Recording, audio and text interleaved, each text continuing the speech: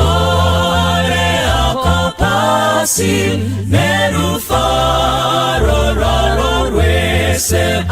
asindire yangu Jesu anogara narini sititakatama nerudo rorukuru rununu rwakakomba chitito cheupenyu ungatolea kwa pasi undipe yangu Jesu anondiaratamwea naye ndinozoimba sititakatama nerudo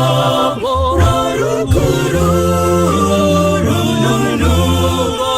rwakakomba chitito cheupenyu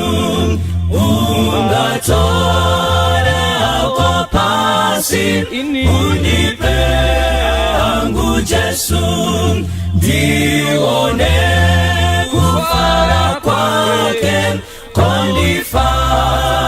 munzira sititakatama nerudo rorukuru rununu rwakakomba chitito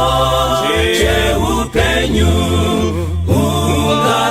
ungatolea kwa pasi unipe yangu Jesu ndinosimbira mchinjiko dakara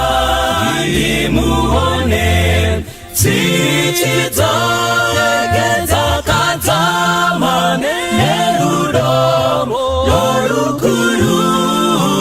rununu rwakakomba chitito cheupenyu sititakatama nerudo rorukuru